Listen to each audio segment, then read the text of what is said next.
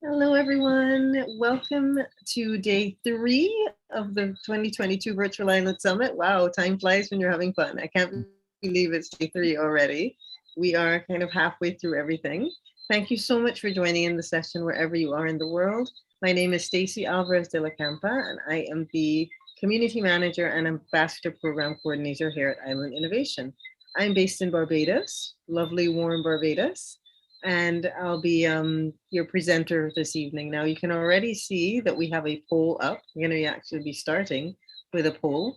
Before you answer the poll, I can just let you know that Island Innovation, we are a global network and creative agency, and we help to advance innovation and drive sustainable change across island communities worldwide.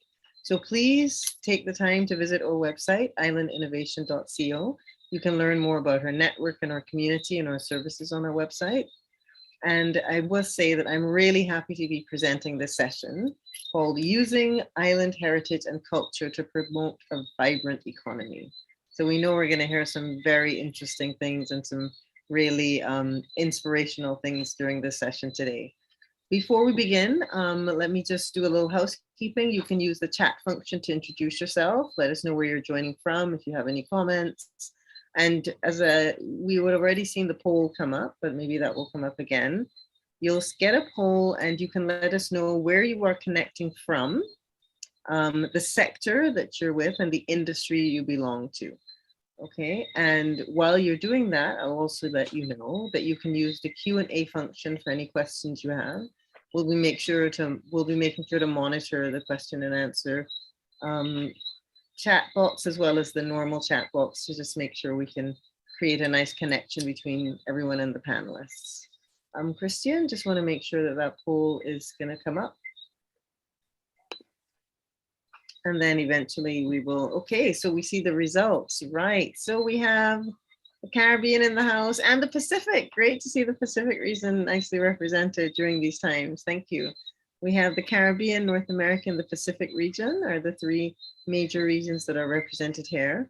And the vast majority of you actually come from the private sector, I can see, but we have a nice mix of the public sector and NGOs as well as academia. And it looks as if most people belong to the environmental services and the oceans conservation sector. Okay, so that's very good to know. So without further ado, I will hand over to our moderator. Our moderator this evening is Bianca Peters. She's the founding partner of 360 Degrees of Innovation. Her other organization is Island Impact, and then my favorite one, WOW, with an exclamation mark. I can't wait to hear more about your organizations. So over to you, Bianca. Thank you so much, Stacey. And thank you so much also for having me, Island Innovation. I think you're doing a great job by connecting us all from all around the world and making sure that we learn from each other and see how we can grow together. And while we were having actually the pre-chat before this session, we found out that we are truly from everywhere around the world, from the Pacific, Asia, and the Caribbean. And we are literally 12 hours away. So Ellen is 9 a.m. in the morning and we are here 9 p.m. So that really shows that Island Innovation is doing a great job. Thank you so much. And yeah, to answer your question, my name is Bianca Peters, and indeed founding partner of 360 Degrees of Innovation, Island Impact, and WOW. 360 Degrees of Innovation is a foundation where we help also islands across the world to thrive on a sustainable way. So we also work very closely with Island Innovation about on different levels, and very happy to be here as the moderator for today.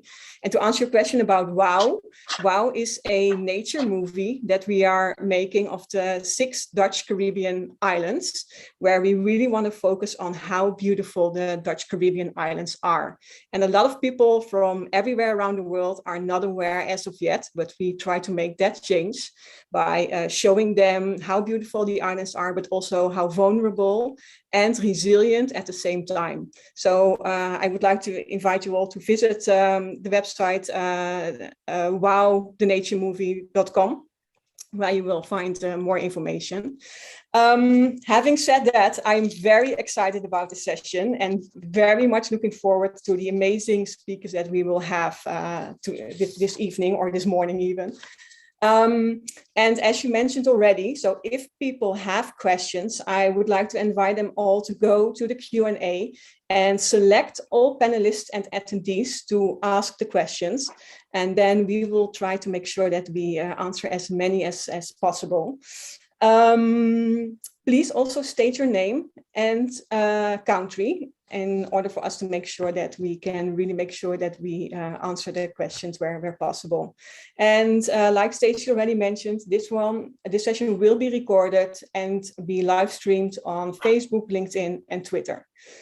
And having said that, without further ado, I am very pleased to introduce to you the Senator Mike Gabbard from the government of Hawaii to present to us his story about Hawaii. Senator, can I hand you the word, please? Thank you, Bianca. Aloha mai kako, and mahalo for inviting me to speak today. As the chair of the Hawaii State Senate Committee on Agriculture and Environment, I'd like to share some of the good practices and successful experiences that we've had regarding agriculture and food security. First, let's look at one of our main problems here in Hawaii. The fact is, we import about 90% of our food at a cost of around $3 billion every year. We have a great year-round growing season, but according to our Department of Agriculture, we have about 1 million acres of designated agricultural lands that are not being used. Okay, so we got the land, we got the good climate. What's missing? We don't have enough farmers. And more bad news, the average age of farmers in Hawaii is 61 years old. So what's the solution? Here's some background. In 2005, we started getting more serious about a solution for food security when we passed a law setting up a task force to develop the Hawaii 2050 Sustainability Plan, which included updates every 10 years to prepare for global warming, climate impact, and sustainability planning. And then in 2008, the task force published the plan with one of its goals, and that was to increase food production for local consumption by 2030 so that 20 to 30% of food consumed is locally grown. Then in 2014, we launched the Aloha Plus Challenge to target 6 areas: clean energy, local food production, natural resource management, solid waste reduction, smart, sustainable communities, and green jobs and education within the framework of the 17 United Nations Sustainable Development Goals, or SDGs. So yes, we got out of our silos, started sharing ideas and working toward goals together. Also, Aloha Plus Challenge created an online dashboard that tracks food production, consumption, and food security across the state. Then in 2019, the Local 2030 Islands Network was established during the UN General Assembly as the world's first global island-led network to address the climate crisis by advancing the SDGs through locally driven, culturally informed solutions. The network brings together island nations, states, and communities globally, connected through shared island experiences, cultures, and vision. So the Hawaii Local 2030 Hub and the Global Island Partnership form the secretariat, or the administrative arm, of the Local 2030 Islands Network. Then in 2020, when the pandemic hit, here in Hawaii, a group of ag stakeholders statewide called the Ag Hui, they came together to develop a comprehensive strategy where agriculture is vital to Hawaii's community and economic future. They laid out a detailed plan to support a strong food system infrastructure. And one of the Ag Hui's key functions is to maintain a living database of Hawaii ag projects that are investment and or funding ready, which you can check out on their dashboard. And an example of one of those projects was using the combined forces of the Hawaii Ulu Cooperative and Propagate, a high-tech firm, to expand ulu, or breadfruit, agroforestry. And so targeting 1,000 acres over the next 5 years, a 5-acre demo site was established to replace potato imports with locally grown breadfruit and allow producers to transition away from monocropping. And we also have an amazing Farmer Apprentice Mentoring, or FAM, program that was created in 2015 by the Hawaii Farmers Union United, a nonprofit which is a chapter of the National Farmers Union. FAM is a program in Maui County designed to train aspiring farmers or further refine the skill sets of those already working in ag toward a successful farm enterprise. The idea is to get out of the classroom and into the fields to utilize farmer mentors who have the expertise and the wisdom to pass on their knowledge. So now our Department of Ag is in the process of expanding FAM to the entire state. And so this is going to be an incredible help to people who want to get into farming.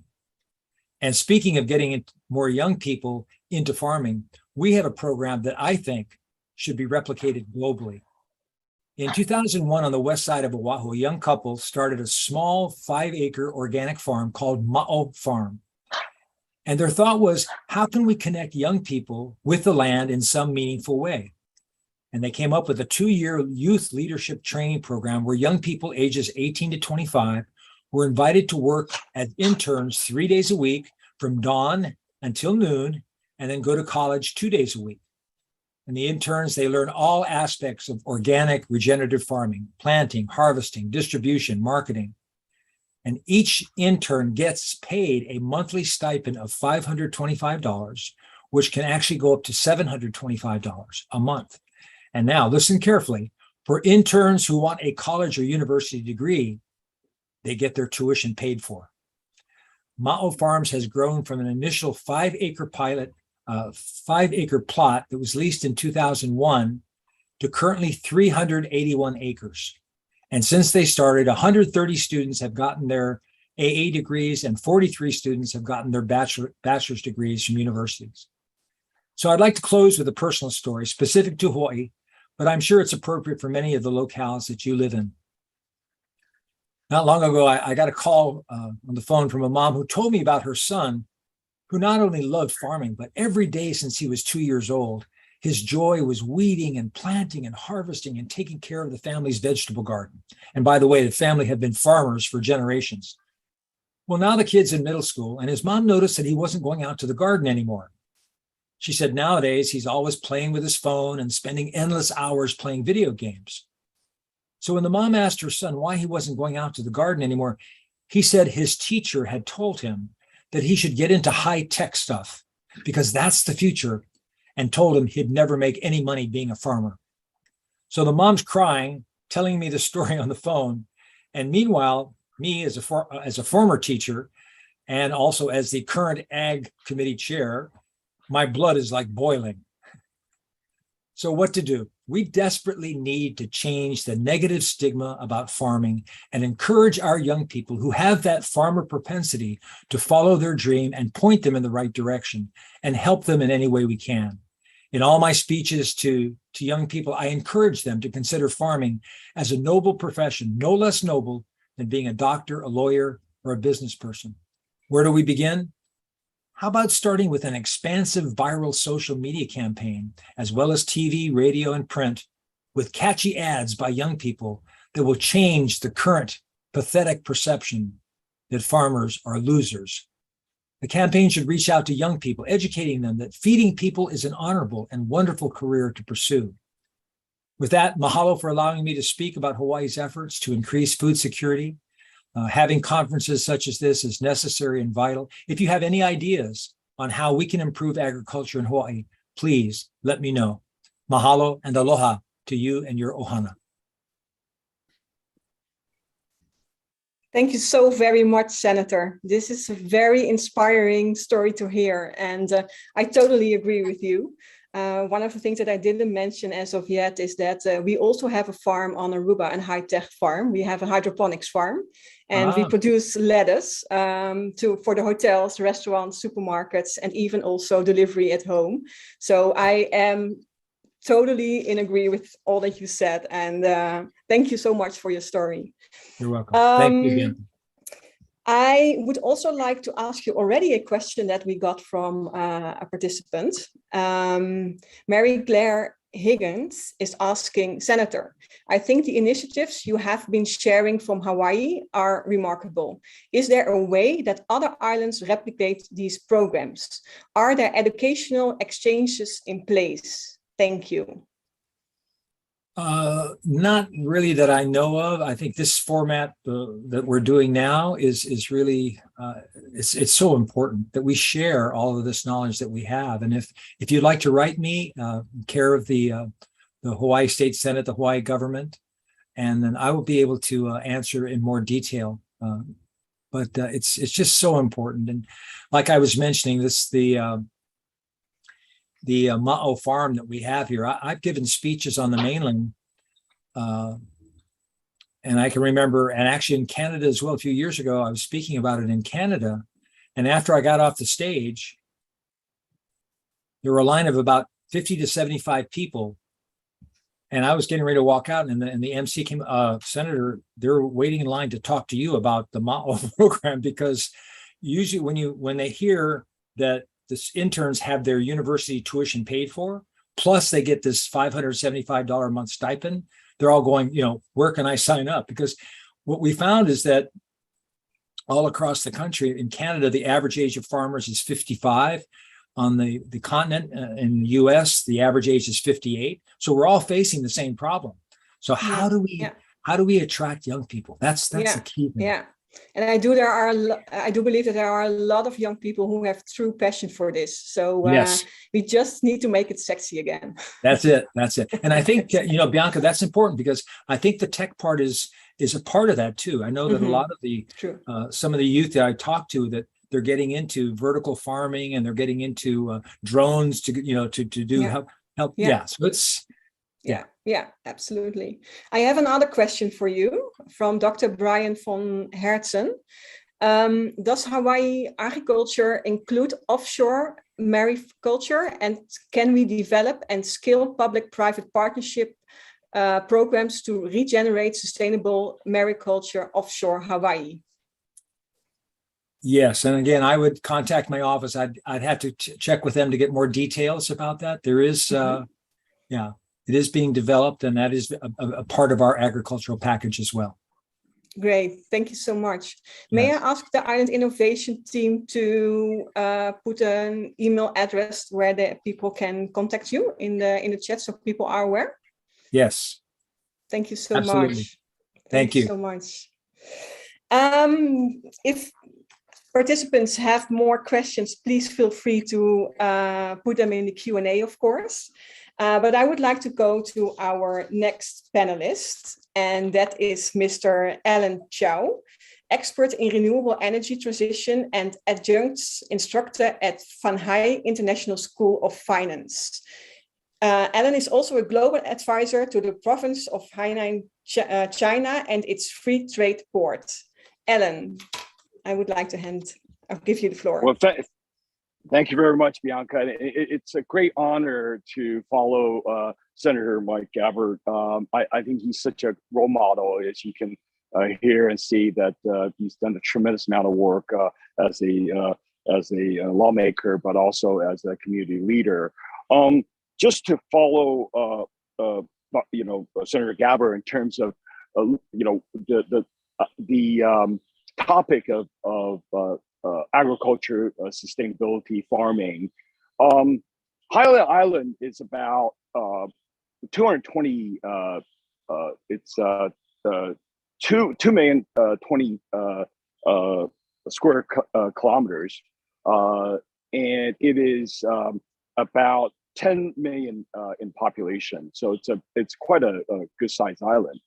The main thing about the commonality between these islands, for all of the islands, is this particular island has a tropical area that is the only tropical area that China has in the southern part of the country, and everything grows on this island. So the story I was going to tell is there was a South American farming collective that wanted to bring bean cherries to China, and they've tried many locations to try to grow the bean cherries, and the only place that it grew was in Hainan.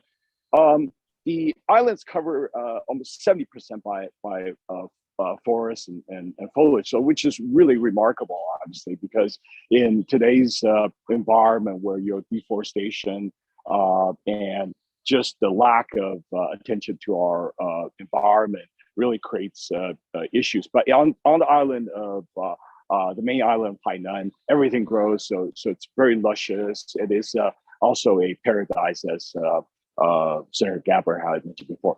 My background is I was born in Taiwan, and I immigrated to the U.S. My first landing was on the island of Guam. So I've always had great connectivity to islands, and I think that's one of the reasons why I'm spending a lot of time in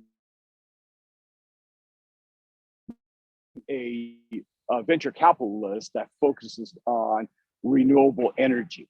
So the sector that I picked out a couple of years ago, 3 years ago, is hydrogen power. So what we're doing right now is trying to retrofit as many locations, try to deploy hydrogen power generation and storage. And the main project that I'm working on is the port of a new port in Hainan, which is a very important part of this free trade port initiative that was initiated about 5 years ago.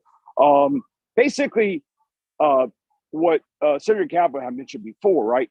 On the island, even though we're very agriculturally sort of sustainable, but there are still quite a number of items that we would need to really feed all the whole population on the island.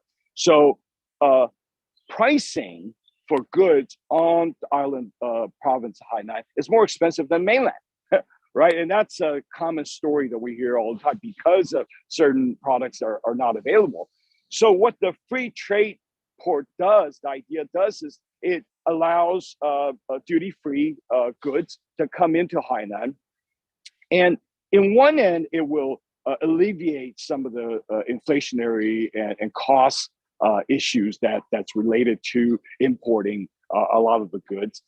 So if it's duty-free, that means that it's going to be cheaper for the local consumers to buy certain goods. The second thing is that as a free trade port, they're able to use the location as a transit point for goods.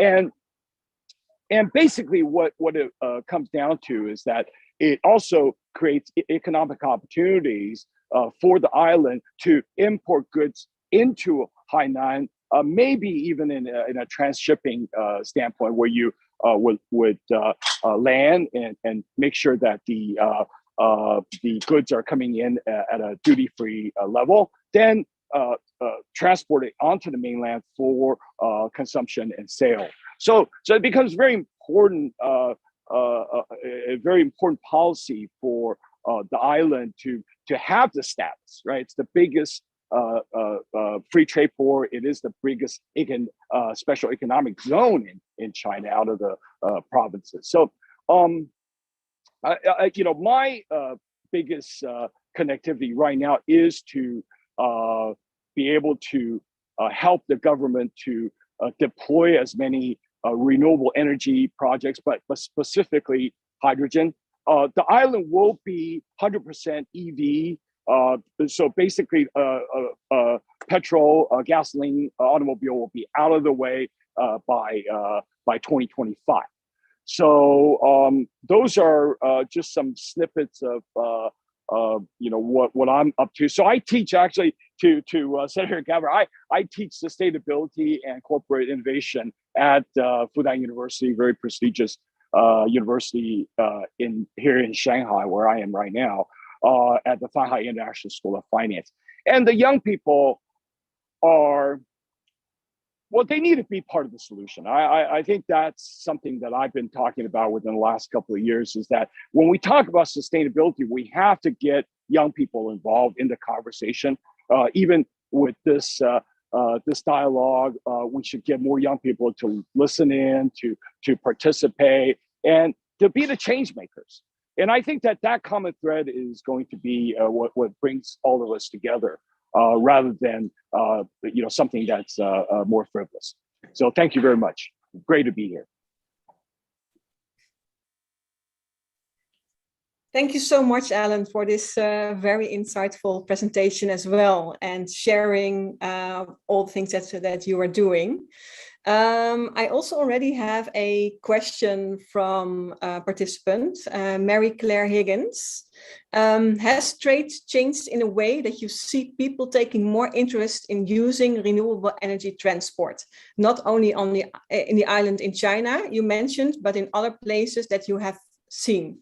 Asia is big on trade and technology, so I imagine it has. For hydrogen power, the commitment for China in terms of going into hydrogen vehicles, 2023, end of 2023, 200,000 vehicles. Because of the pandemic, because of the way that the hydrogen technology is, how shall we say, it's in development. Right, it's early stages. There are a lot of technical issues we're still trying to work out in terms of efficiency, cost of deploying hydrogen. So we're now, September 2022, instead of having 200,000, we're at 9,000. Right, so there's a long ways to go, but that commitment is there. So which I think that that's what we need to keep our eyes on, right? The deployment of vehicles, hydrogen vehicles out in Japan, huge, right? Toyota is the main maker of hydrogen automobiles in Japan, and they've been doing it for 15, 20 years, right? The technology goes way back. The reason why hydrogen is because it is the most abundant element in the universe, right? Mm-hmm. It is a very abundant universe, and also it packs more energy within the density of what what hydrogen is as an element. It packs more power than diesel. So there's a lot of reason to go towards hydrogen, but the main thing about hydrogen is actually storage. So everybody's working on this. I'm very closely connected to Berlin, Germany. I'm honorary ambassador with the Asia Berlin organization in Berlin, and we are working on a new fund to fund hydrogen projects, early stage hydrogen projects. The idea is to make sure that if there is a good solution to hydrogen storage and production, that we're going to be able to work together and share in an open platform to allow not just Hainan, China, or Berlin, Germany, but Hawaii, any location around the world. If you like to deploy, you should, contact me. We would love to help you to kind of get your head around what is needed to deploy hydrogen power. Very interesting, and I totally agree with you. I think it's very important, and sharing that knowledge even more. So I'm very happy to hear that you talk about an open platform to share that knowledge. Yes, absolutely. We also got a question from social media, and actually it's for both panelists. I think we should, Daniel asks, I think we should reshape the educational curriculum to include food security for the panelists.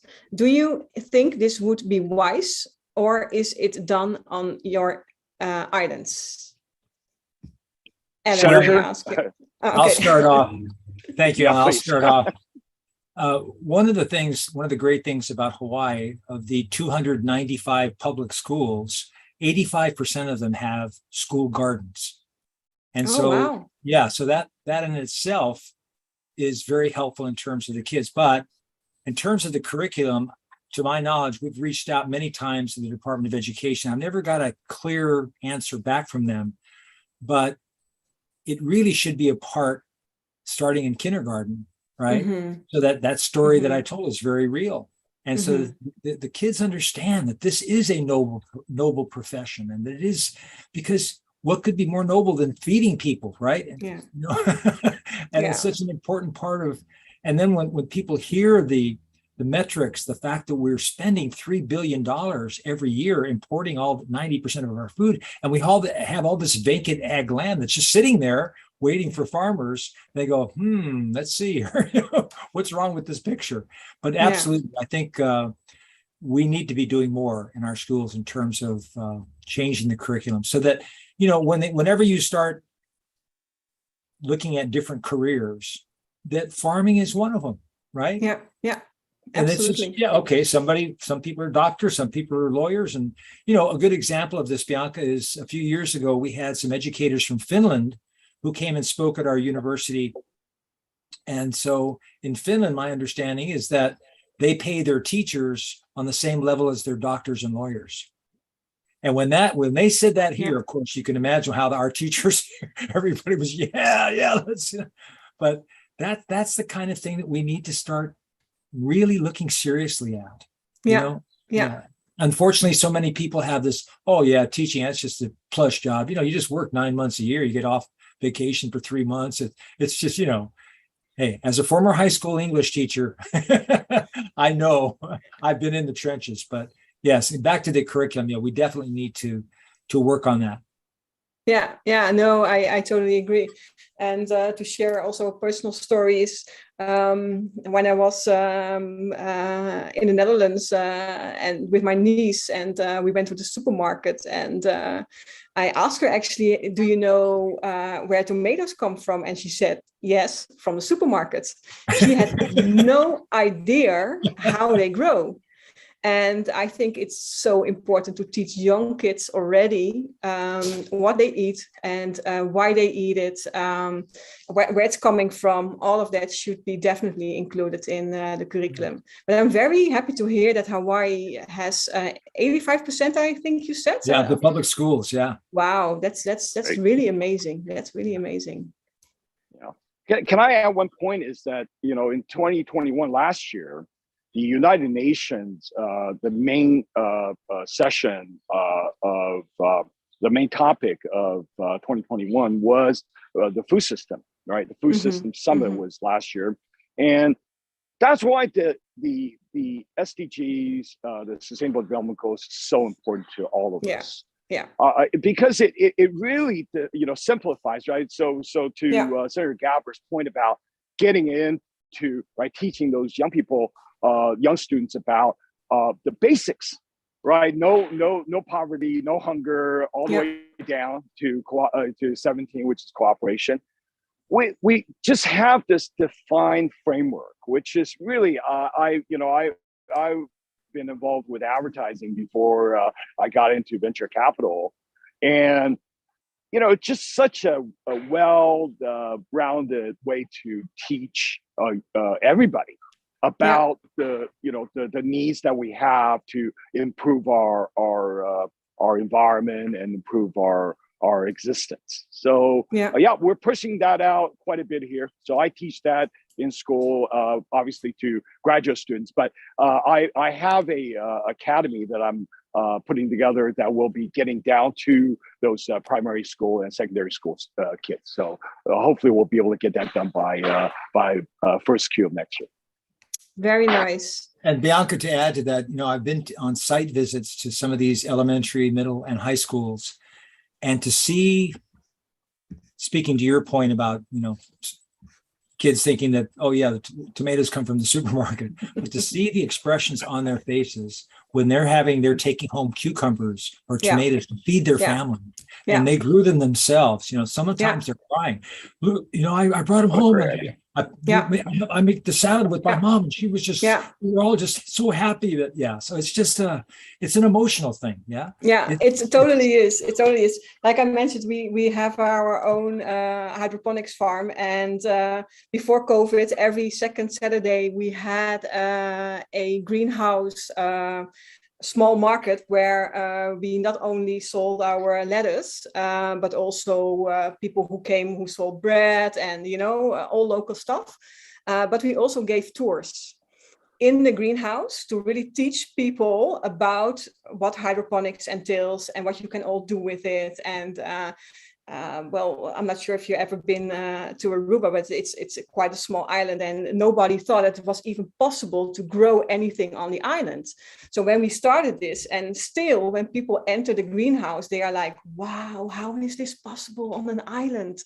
And that is something that it's so beautiful to see, because, and also for kids, because we invite a lot of schools to come and to learn about hydroponics. But the faces, exactly what you say, that's so beautiful to see, like, whoa, is this possible? And then they go home with their own lettuce that they grabbed from the system. Yeah, it's really cool. And I think it's very important to make sure that we connect indeed the land with young people. And I think, Anna, you made that remark, but it's so important to find that connection. And indeed, if we can include it eventually in the curriculum at schools, I think that would be very valuable for all of us. Yes. And again, Bianca, the younger, the better, right? Yes. Kindergarten, absolutely. first, second grade. Absolutely. So that way they're, you know, it's just, it becomes a part of them, right? And it's just. Yeah, absolutely. Absolutely. We also have another question. Let me see. I need to find it in the here. What can be done to improve trade between islands in the Caribbean and Pacific? Any ideas? Well, well, you know, the free trade port idea is something that I think it's quite good.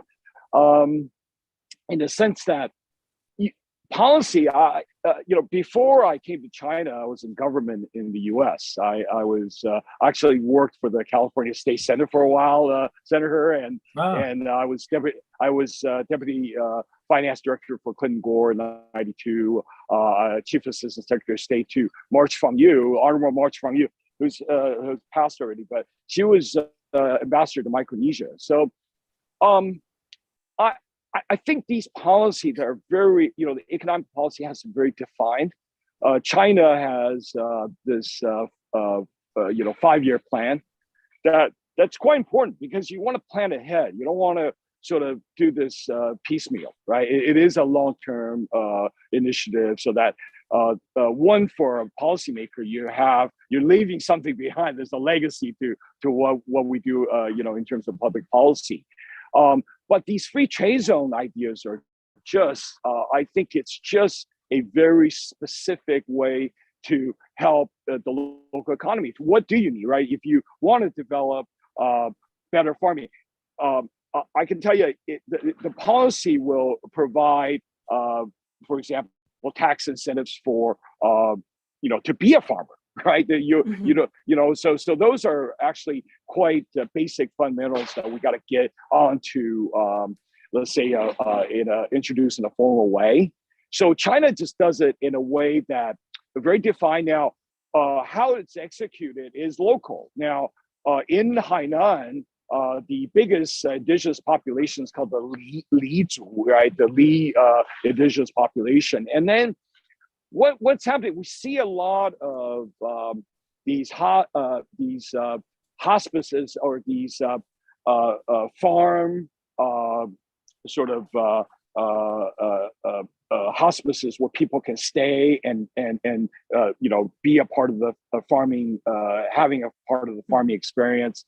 So that's a very basic way to get the local population into the economy, saying, okay, besides the farming, you can have a restaurant, you can have people stay in your bed and breakfast, I guess is what you would call it, so that people can, you know, beyond obviously educating them in school, they transition into, okay, so I'm going to take my kids to a place that's worthwhile, where they can learn about, you know, the way that the food is grown. So this whole chain of a plan and policy that really provides incentive, but also direction, right, to the local governments to say, okay, well, this is the best practice, you know. So we ought to share this. I just thought what you mentioned about these gardens in schools is just, what a great idea, right? I mean, we don't do that enough. I lived most of the time in Shanghai, in a mega city of 25 million. right? How we don't have that many, open land, but in Hainan we could do it. But in a mega super city, how do we do that, right? So there needs to be an understanding of how to solve these problems, but be open about sharing these ideas. Well, maybe we could do what was mentioned. Bianca mentioned hydroponics, aeroponics, vertical farming, rather than having plots of land where we could plant our vegetables. Mhm. And I think I'm not aware of any exchange that the Hawaii is having with any of the islands in the Caribbean in terms of agriculture, but there should be. Some of our the crops that are very popular here, obviously, are banana, pineapple, taro, breadfruit. And by exchanging our methods, what we're doing with those in other places, let's say, for example, the Caribbean, they may have better, and that's the beauty of this whole summit, is that it's an opportunity for us to share these kinds of things, Yes. make connections, make introductions, and start communicating with each other. And who knows, there may be ways that, wow, I never thought, oh my God, look at how tasty my mangoes are now. We never, right, or whatever. But it's an excellent idea. Yeah. Yeah, and I think indeed it's also becoming more and more important, because if COVID learned as one thing, is how vulnerable we are as islands, also logistically wise. So having a good food security program is something that's very important for islands. And when we started in 2015 with our hydroponics farm, it was, of course, we contacted a lot of universities around the world and asked them, like, hey guys, can you help us to build such a farm? And they all said, like, yeah, we think it should be done like this and this, but we are not sure because we don't have any example. So we really did it by testing to figure out, okay, can this work, yes or no, on an island like Aruba? And we tested it for 3 years before even going into a bigger production. So a lot of knowledge is gained, and how beautiful would it be to really share that knowledge with even not only other islands in the Caribbean, but even outside of the Caribbean, and see, okay, how can we do this all together? Because eventually we can all benefit from it. And yeah, I totally agree with both of you, the importance of sharing that knowledge. Yeah. I have another question from Dr. Brian from Herzen for the senator. Where can circular economy innovations, including local agricultural amendments from sea to land, back to sea again, fit into the state of Hawaii development programs, Department of Agriculture or elsewhere? Would you repeat the question again, please? Sure. Where can circular economy innovations, including local agricultural amendments from sea to land, back to sea again, fit into the state of Hawaii development programs? Yeah, I can't really give an in-depth answer about that one. I'd have to, again, I would urge you to contact me, and then I can check with the folks that are involved with mariculture, as well as we have a sea lab over on the Big Island that does a lot of experimentation with aquaculture, et cetera, et cetera. But yeah. So please contact me, and then we'll help you as best as we can. I did want to mention something we haven't discussed it yet, but I think it may be important to a lot of the viewers, and that is, when we talk about all of these changes for ag security, et cetera, it costs money, right? So where is the money going to come from? Besides increasing taxes on the residents who live on our respective islands.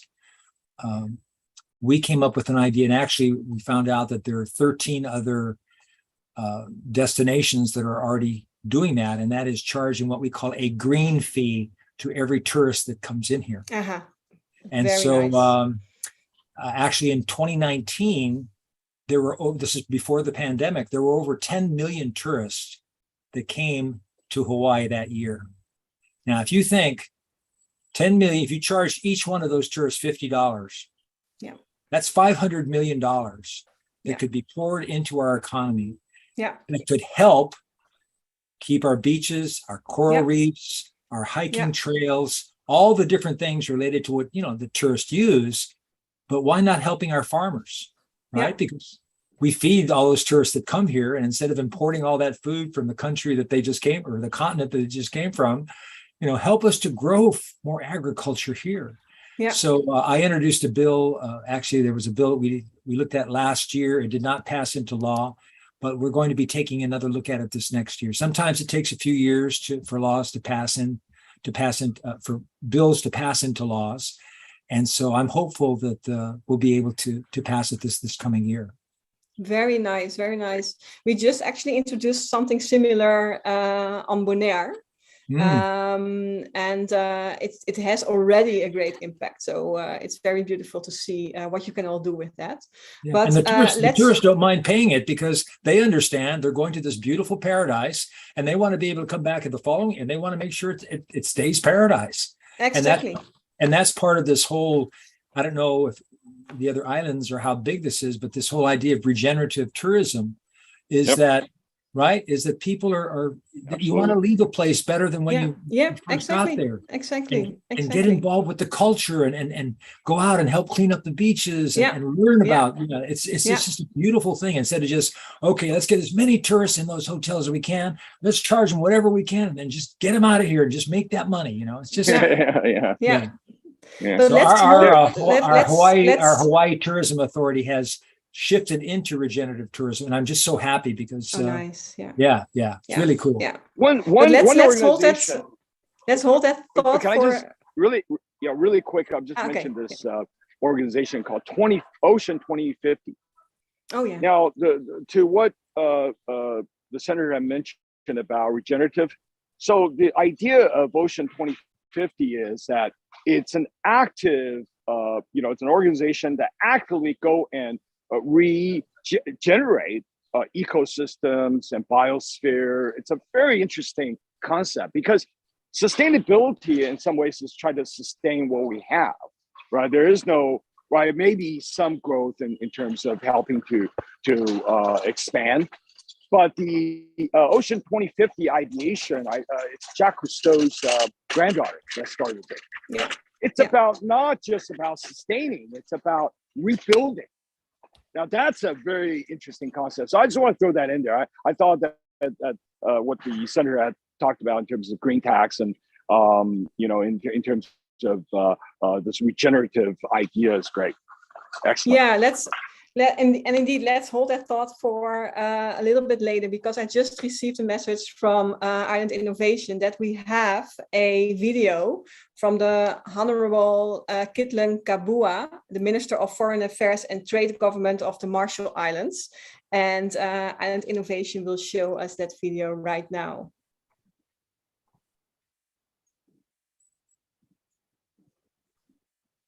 I think we'll still need to wait for Christian. Bianca, for a few seconds. He's still downloading the video.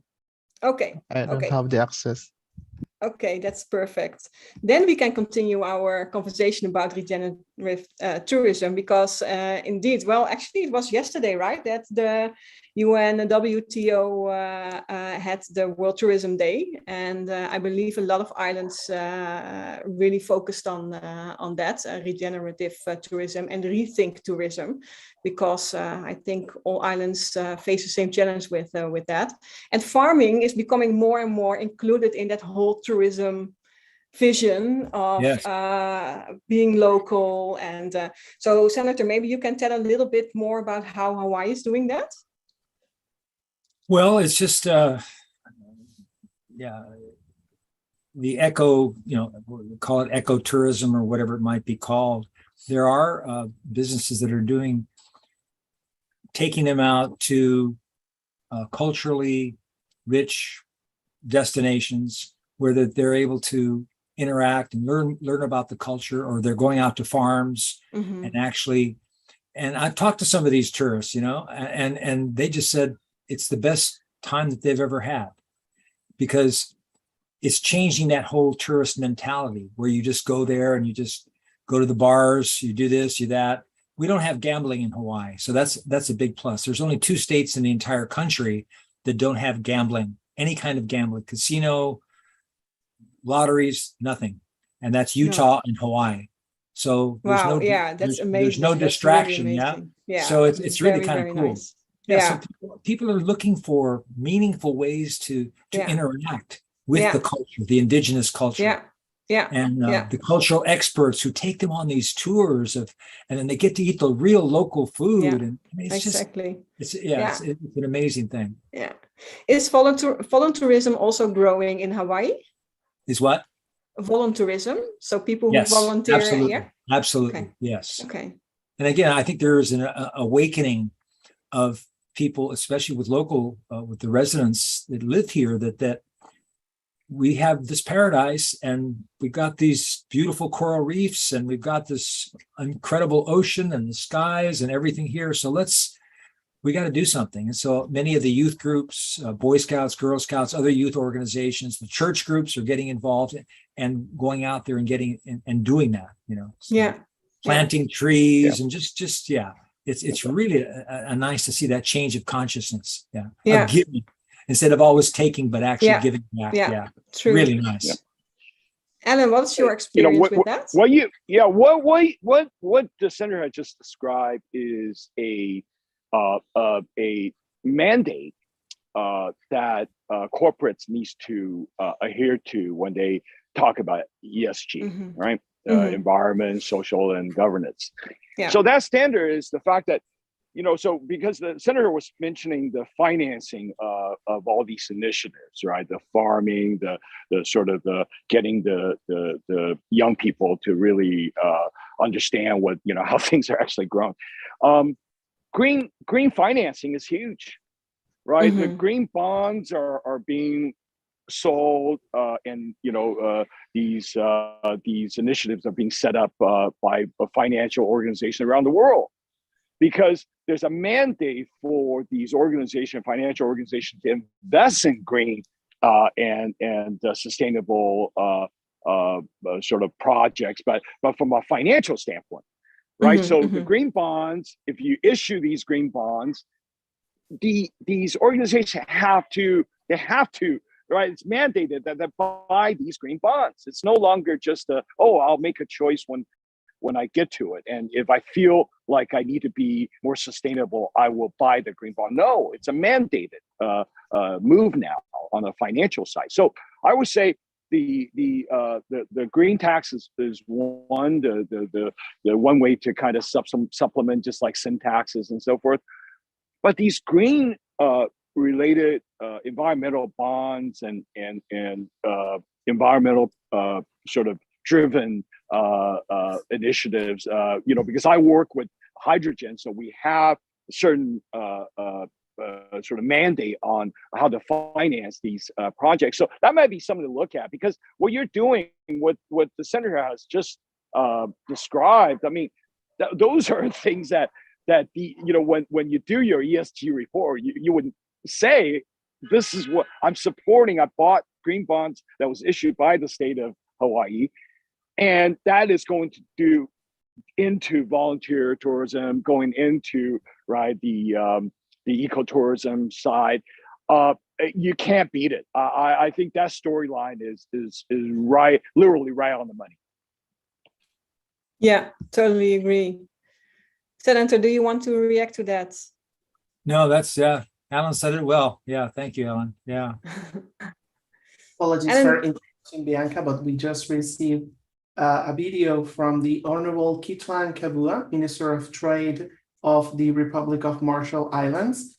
She apologizes that she wasn't able to be with us live today, but I'm going to play her video statement now. Thank you so much.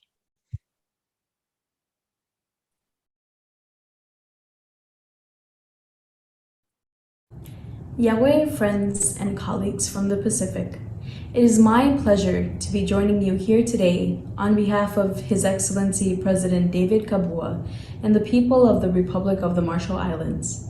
As we in the Marshall Islands know, local communities' resources and knowledge are critical to advancing sustainable development and addressing the devastating threat of the climate crisis. Climate change is the single greatest security threat to our country. As an atoll nation, our elevation is a mere 2 meters above sea level. As sea levels rise, our citizens have no higher ground to seek. We also share the characteristics of many other small island developing states.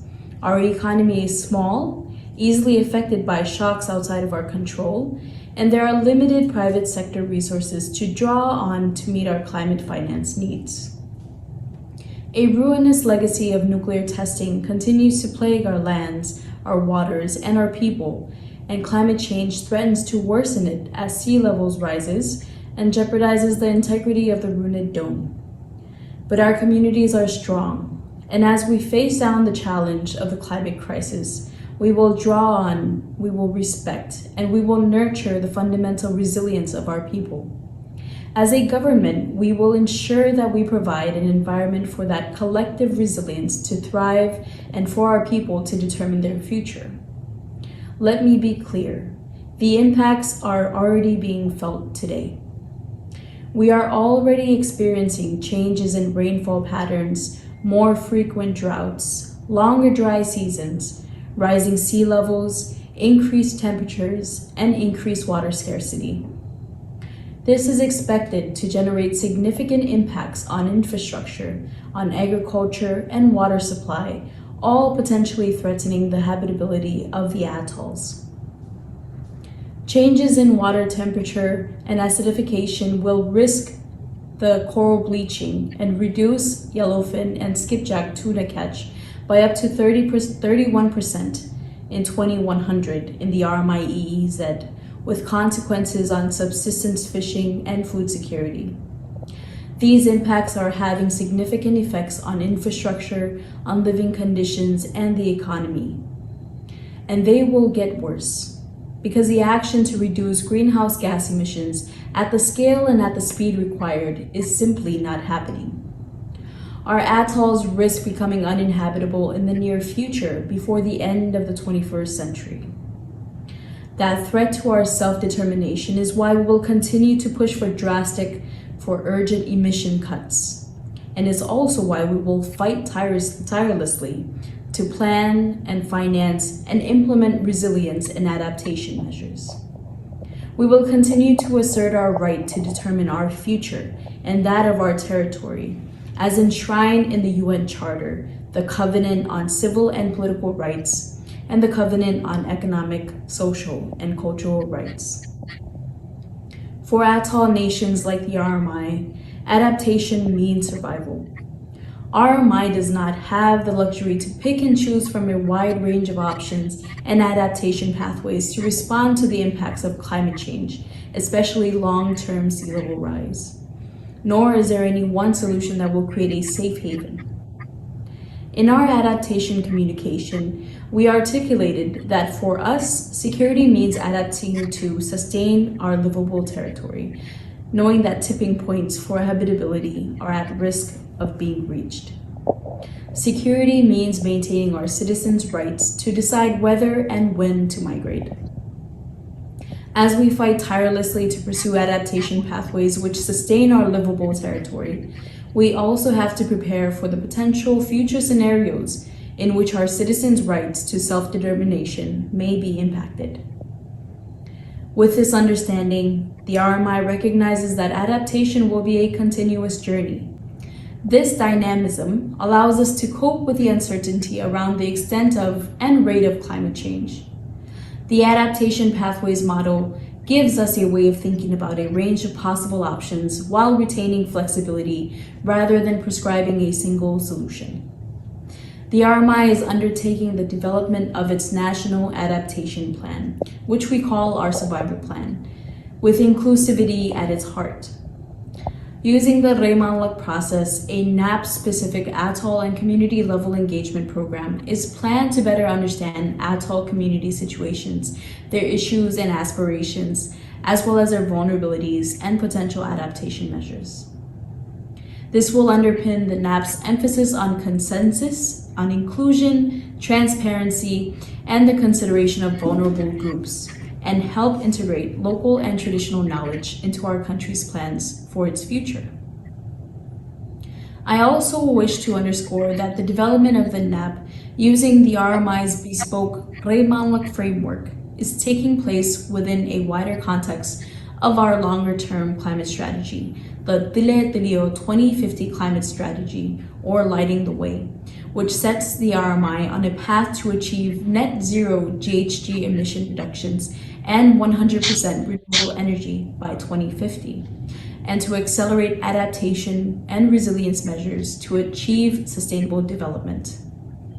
Though I focus so far mainly on adaptation, the RMI has also played an important role in driving ambition in emissions reduction.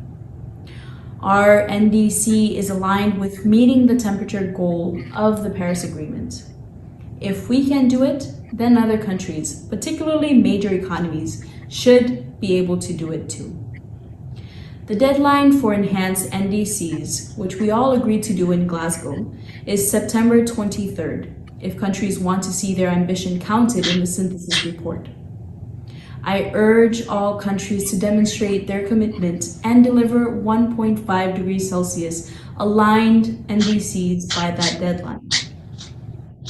Internationally, the RMI has been and continues to be one of the strongest and most resolute voices calling for climate ambition across all areas of mitigation, adaptation, and loss and damage, and the necessary climate finance for vulnerable nations. The RMI is the convener of the High Ambition Coalition, or HAC, which seeks to advance ambitious outcomes. We fought hard for the commitment to kick coal and fossil fuel subsidies to the curb to be included in the Glasgow Climate Pact, as well as the doubling of adaptation finance to $44 billion per year. In 2022, we need to ensure that there is accountability for the promises made in Glasgow. And we need to continue to push ahead, securing increases in climate finance, addressing the difficult issue of loss and damage, and getting real results in emissions reductions. Through our concerted actions locally and our resolute international advocacy and diplomacy, the RMI remains steadfast in its commitment to secure a safe, collective future, to rebuild trust, and come together with all nations to keep 1.5 degrees Celsius alive. Our people and this planet we call home depend on it. Como dada, thank you. Yes, thanks so much to Minister Cabau for this very insightful and very important video, and she did not, or we did not even address as of yet the importance of focusing on climate change, but I have the feeling that we can talk for hours about this and all that impacted us as much as that. But I also know that we have only a couple of minutes left for this session. So what I would like to do is to ask you the last question to both of you, and that is actually if you can share your takeaways from this session with the audience in just a couple of sentences.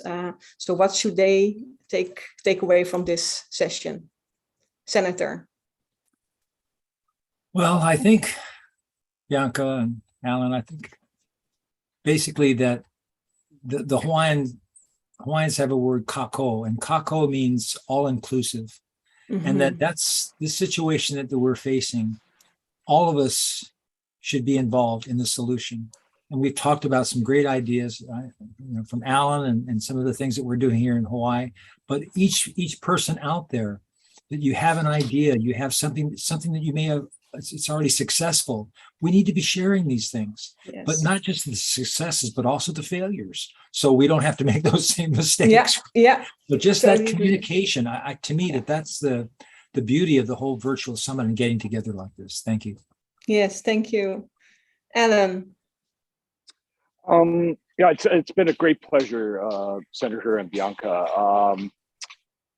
I've always said especially being in China for 25 years, being American in foreign land, but being ethnic Chinese helps speaking a language. we don't connect enough. To the senator's point, we think we are because of the internet, because the way that technology has played into our lives. But end of the day, you need to go and see for yourself why people call Hawaii paradise, what we call Hainan a paradise. Islands are island people are very lucky because the way that the nature has built these enclaves, these sanctuaries, is magnificent, right? And we appreciate that. But how to keep these very magnificent locations continuously, right? For hopefully for eternity, it's tough. We're running into climate issues. We're running into all types of issues because of our own doing. So can we come together in a very refined and social way that will allow us to actually address those issues rather than hunker down by rhetoric and a lot of issues that really are mundane, right? We know what's important, so let's keep our focus on the important things of keeping our islands alive and prospering, and we'll be able to do it if we do it together. Thank you. Thank you so much. And from my side, I would really like to thank you both for your insightful presentations and thoughts and sharing the knowledge that you have. I would also like to thank the team of the Virtual Island Summit for doing this amazing job and connecting us all and making sure that we really share knowledge and learn from each other. And of course, I would like to thank all the listeners to this session. I even see that people want to continue the conversations, but I know that there are many more sessions going on this week. So please join them as well, because a lot of knowledge will be shared still during the Virtual Islands Summit. And from the people in Asia, I would say have a great day. The people in the Pacific, have a great afternoon and a great evening. And from the people in the Caribbean, sweet dreams. And that is it from my side.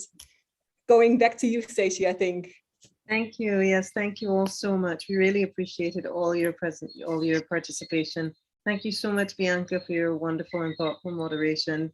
To our speakers, Senator Mike and to Alan, it was wonderful to hear all of your plans. I was really very interested, particularly in the idea of there being a kind of an exchange between islands. We have to have another session next year in the Virtual Island Summit to chat about that some more, or before that. So our next session a session coming up tomorrow. Our next session is going to be focused on bioeconomy for islands, how to valorize your waste and produce energy. That is tomorrow morning, 9 a.m. New York time. So I just want to share that with you. And I'd like to invite you all to, follow us, check out our website, follow us on Instagram @_island innovation. That's our Instagram handle. And we have a feedback form. We post it in the chat. So we'd love to hear what you think about our sessions and about the Virtual Island Summit so far. So without further ado, I'd like to say goodbye, good night, good morning, good afternoon to everybody. Great Aloha. to have you all here. Aloha. Thank you, Stacey. Aloha. Aloha. Thank you, Alan. Thank you, Bianca. Aloha. Take care. Thank you all so much. Bye. Bye-bye.